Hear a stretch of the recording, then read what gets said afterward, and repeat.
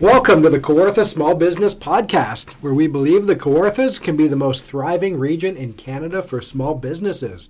I'm Brian Rump from Profit Coach. And I'm Matt Garrity from Managing Digital. And we are recording from the Thrive Podcast Studio at Thrive Co-working Community at 18 Kent Street West in downtown Lindsay, Ontario. And with us today, we have all-around awesome guy, Battle Rap Chris. Welcome.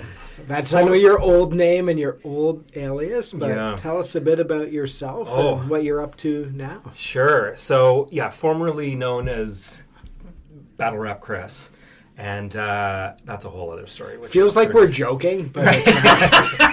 Is this a Puff Daddy situation? Like, you get offended when we call you? Yeah, it's Diddy now, actually. You're like the world's authority on, like, battle raps. There was a time. Was a time at some point. Way more than us. The distant past, Things move quickly in battle rap, and you're either fully in the culture or not fully in the culture. And right now I'm, a passive observer who enjoys battle rap, but as for being an analyst or a commentator, you have to know everything all the time and follow every league and every scandal and every battle rapper.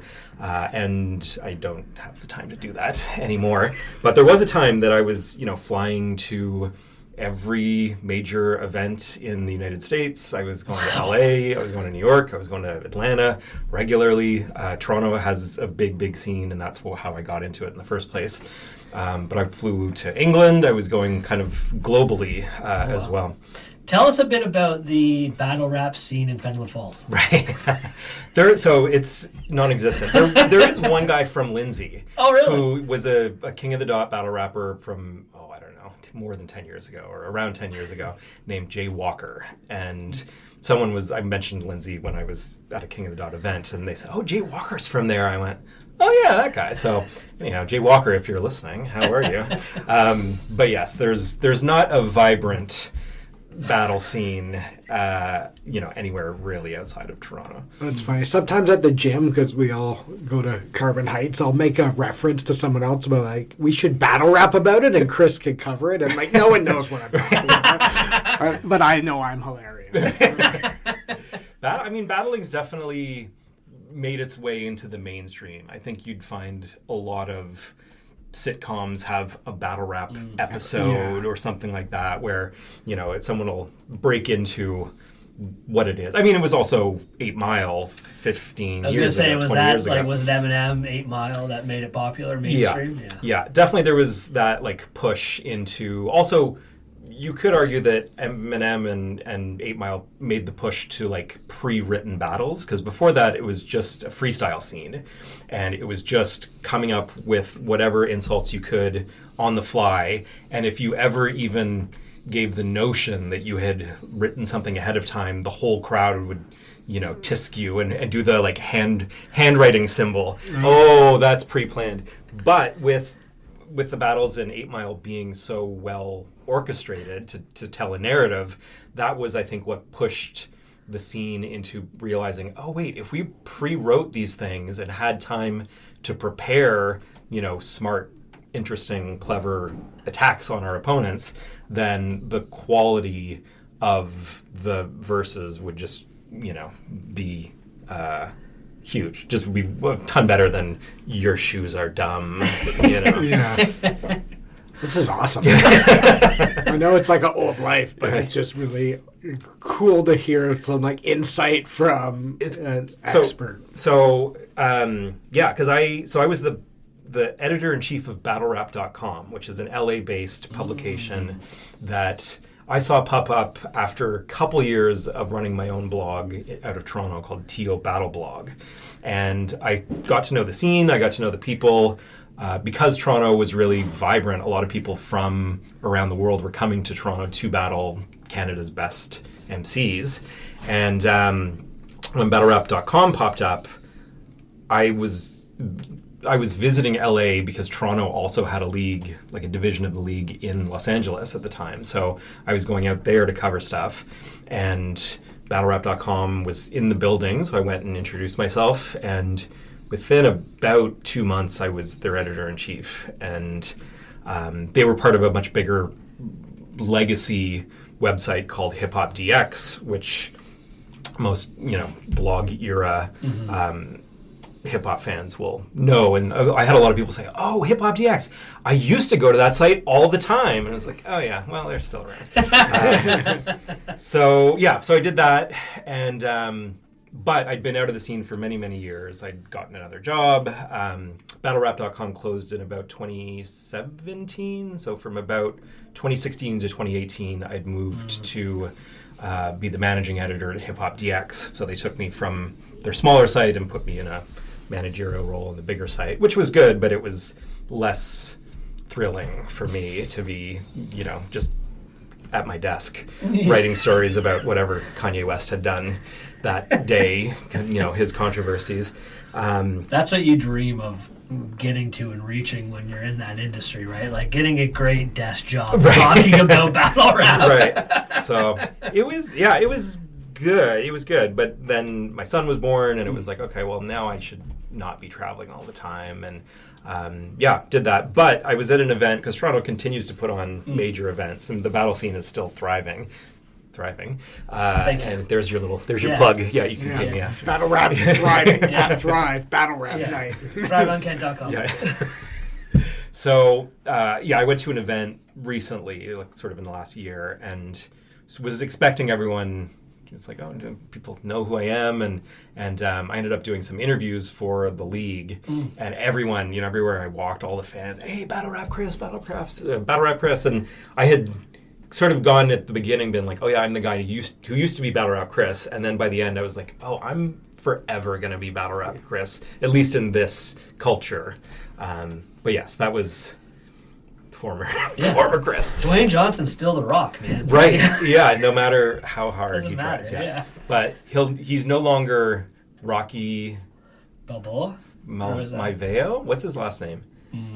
I forget now. He had, before The Rock, he was somebody else. Yeah, he was.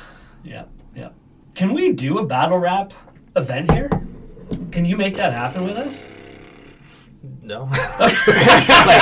You guys could battle each other. There's no chance.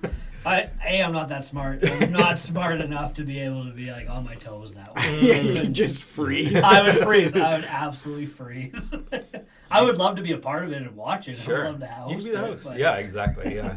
Well, all you got to do is put out an ad and say who wants to be part of our inaugural Battle Rap Thrive Business League, and then let them go at it. What's your appearance fee for something like that? Oh, I don't know, $15,000. So what are you up to nowadays? So these days, I'm living in the Kawartha Lakes region. It's been almost 3 years since we moved up here. It's like a Hallmark movie where, opening scene, you're like at the desk of your media job. And it's like, I need this story about Kanye. And then you end up out in the wilderness. Right. Yeah. Right. Lost. Cold. Yeah. No, so we moved out here sort of mid-pandemic, and I'd been living in Toronto with my wife and our friend of the show, yes, and our kid. So it was sort of like, okay, we want a little bit more space. We've been in the West End of Toronto for 10, 12 years. Our priorities have changed from wanting to be close to restaurants and bars and hip-hop to being more interested in being the furthest away from hip-hop as possible. Or restaurants and bars. We lived on near Ossington, so the Strip was, always busy with people, and it was nice to come here where it's never busy with people, but it's a lot quieter and the pace is slower, and you get to know people you just get to know your neighbors, I think, in a better capacity, which is something that we had in Toronto during the pandemic, which we really enjoyed. Just getting to know other parents in the vicinity who are at the park every day. Yeah. So I feel like that sort of neighborhoodliness carries through to small towns like this one. And how did you get into Selected Threads? So Selected Threads is I'm a clothing reseller. So I buy low and sell for as high as I can get, and I am usually focusing on vintage and luxury clothing. So I got into it because I had lots of clothes from Toronto that I was into shopping, and we were near Queen West, we were near Ossington, so I had a lot of clothes, and I'd worked in marketing, I'd worked in journalism, I'd worked as an editor for many years in Toronto offices. So, you know, when you walk home, you pop into a store and you've got a new sweater and you've got a new pair of pants and they're having a deal, so you get 6 dress shirts, and then you have too much stuff. And I had sort of consigned stuff in Toronto. I bought low and sold for as much as I could get out of it. But when we moved out here, I had a lot of clothes that I just didn't wear anymore, a lot of like business downtown clothes. And I Googled how do you sell clothes online, and Poshmark came up, and I sold a good amount of dress shirts and other clothes that didn't fit me or that I didn't like or whatever I could post up there. And within a few months I realized, like, oh, this is the thing, people are buying the clothes from me. And then it became like, well, I'm at the thrift store, ooh, this is worth something, I know I could sell this. And I sold a lot of men's clothing, a lot of dress shirts, because that's what I knew. And when you found something good, you'd post it and it would sell. And then I realized that the market for men's clothing was just a small fraction compared to women's clothing. So I started learning about women's clothing and what's good and what's great and what's expensive but what holds value and all those things. And I'm still, learning about all of it every day now. And so I just kept posting and people kept buying. And when we had come here, I'd been laid off during the pandemic I was working in the cannabis industry as a writer, editor, manager for not a company that sold cannabis, but a company that sold education and marketing and sponsored content. So I had, a good job for a few years after the battle rap stuff. And then when the pandemic happened, I didn't have a job, but we needed someone to be at home, and my wife had just gone back to work after being home with Max for maternity leave. So we kind of came out here, and I said, well, I'll find a job once we get settled and once the pandemic kind of calms down a little bit. And I was looking into marketing jobs and looking into writing and mid-level editorial positions, and taking all these interviews and be like, for companies that I'd never heard of 3 days before. And then I'd be in the interview being like, I'm very passionate about your AI spreadsheet software. It's fascinating. And I would love to write about it every day for the rest of my life. And then didn't get those jobs. And after a few of those interviews, I was like, this is stupid. I don't want to do this. So I was like, I think I'm going to go for it with the clothes, because that had also just been like a side hustle as I was getting my life back sorted.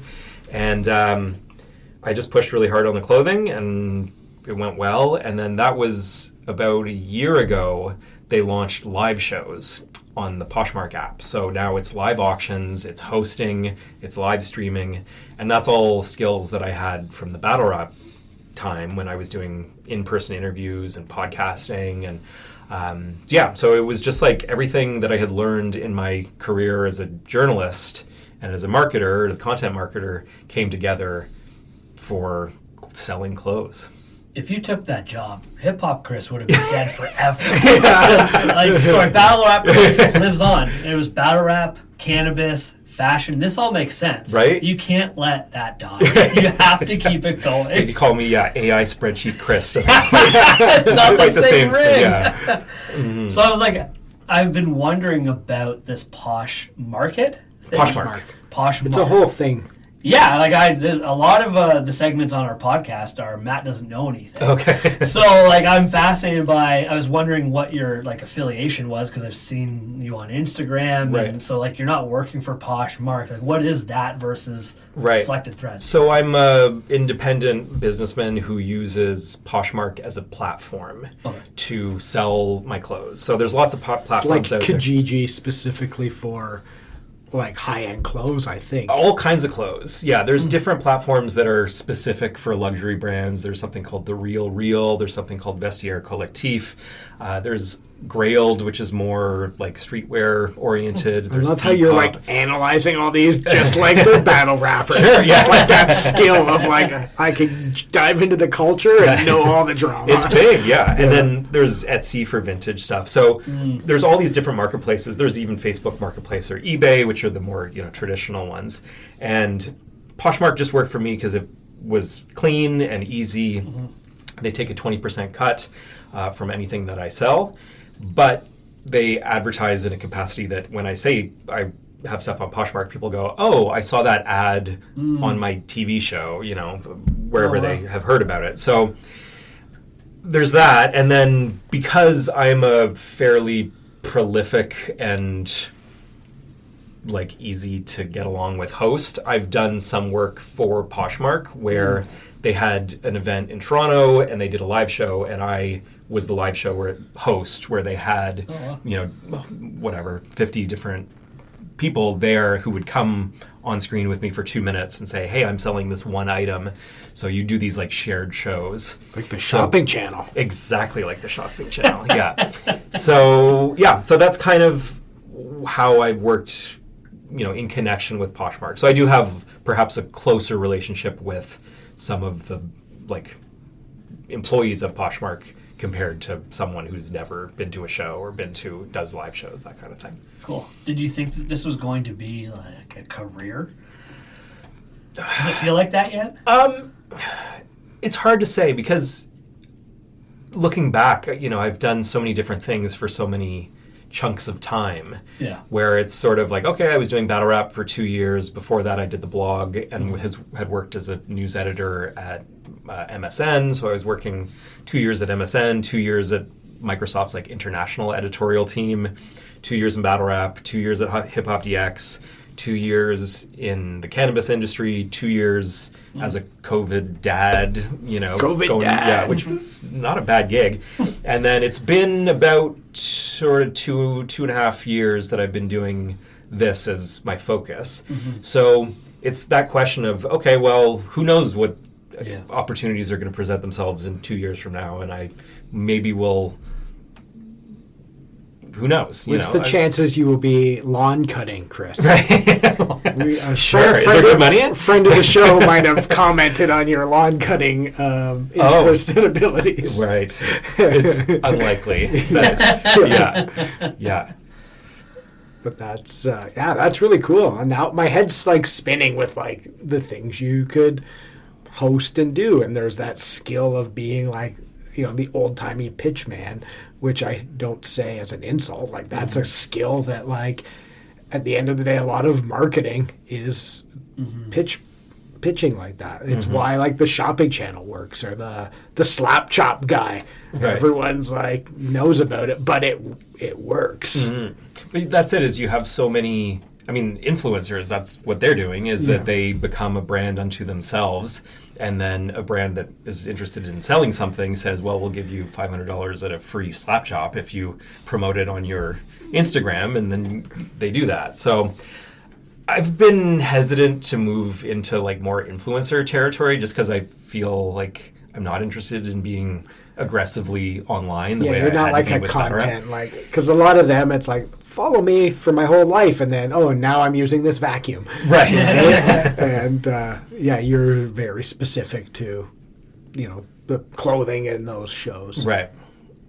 How did you get into the actual fashion side so much of like, you had clothes you wanted to sell, but has that like changed how you're dressing, all that kind of stuff? And now like I wanted to save my compliment of that sweater for the podcast. As soon as you walked in, I'm like, I want to compliment it, but I'm going to wait. That's a beautiful, cool, unique sweater. Yeah. But also, like, in a way, it's not outrageous. It should be, but you pull it off and it makes total sense. Thank you. And I see you and I'm like, yeah, that's what you would be wearing. And I think I've always had an issue with, like, clothing like that on me because like I think I would look ridiculous.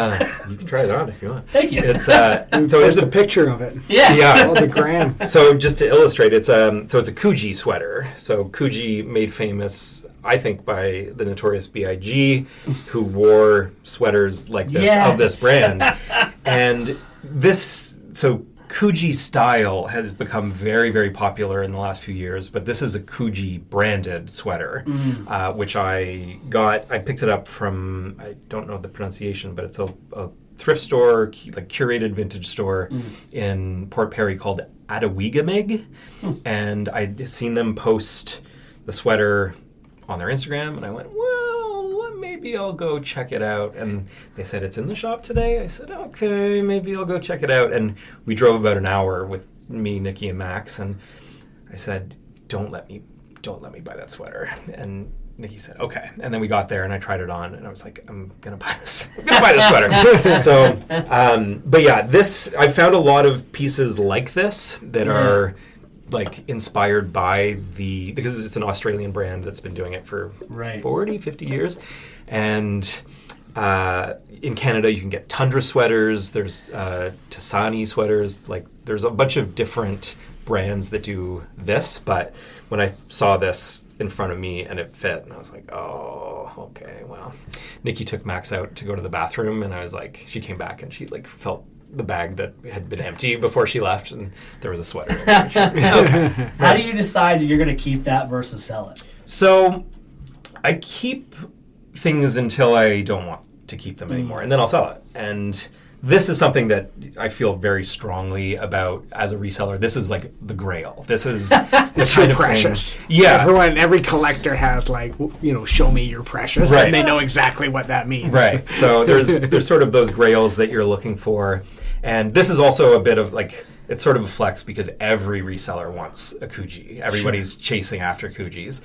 And battle rap Chris. Right, got it. Yeah, he got it. So, but yeah, it's sort of like now that I have this in my personal closet, I'll probably take a sweater out that I haven't worn in a while and sell it in a show and move those on. So I have a rotating cast of clothing that once I've worn it, especially like something that's as vibrant as this, I can't wear it every day because you're like, oh, I remember that sweater. You wore it every time I saw you.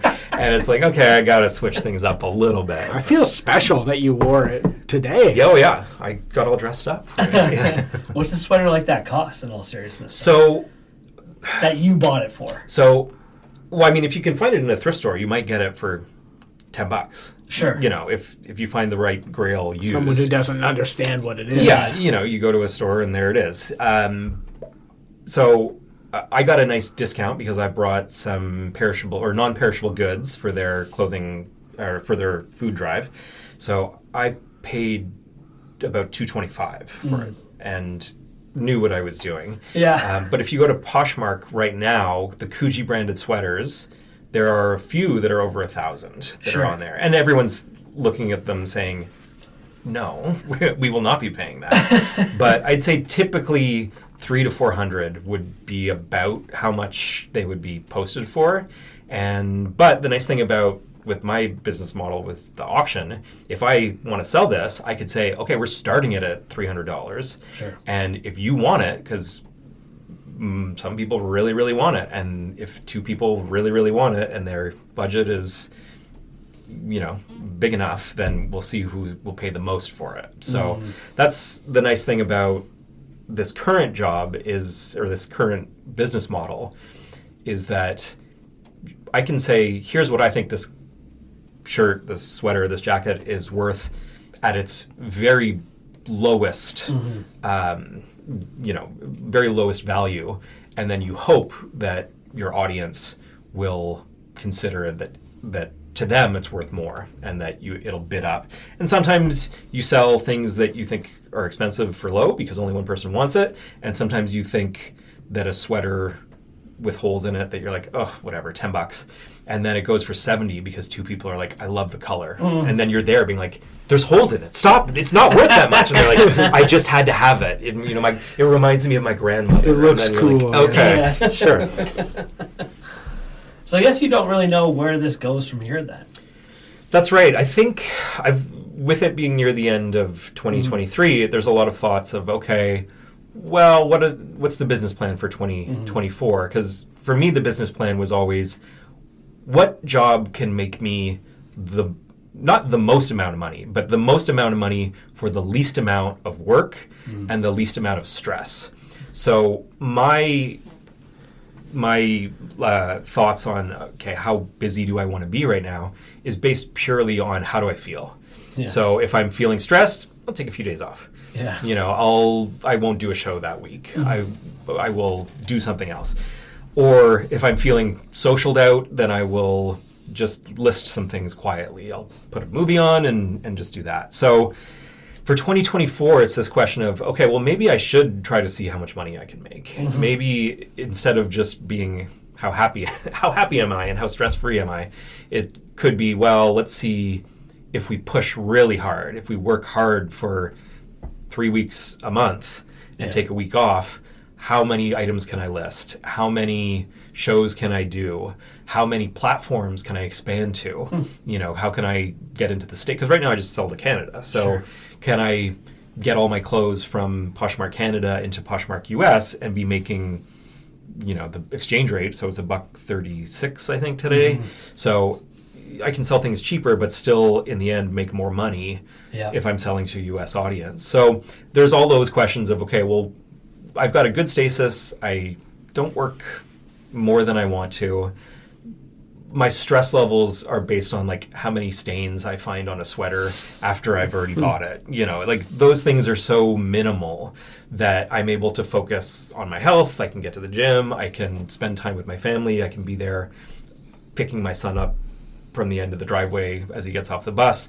And that to me has been really important for the last year, especially coming off of 2.5 years of pandemic life, being like, I don't have to do anything other than keep us alive and COVID free, which, you know, brings its own stress to it. But so it's sort of like, I don't know, do I want to forego the comfortable and balanced life that I have in an effort to expand my bottom line, my financial resources?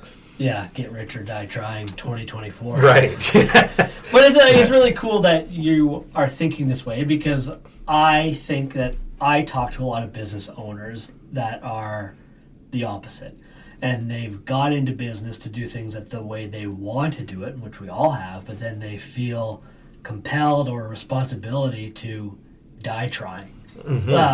And you kind of you understand that you're happy.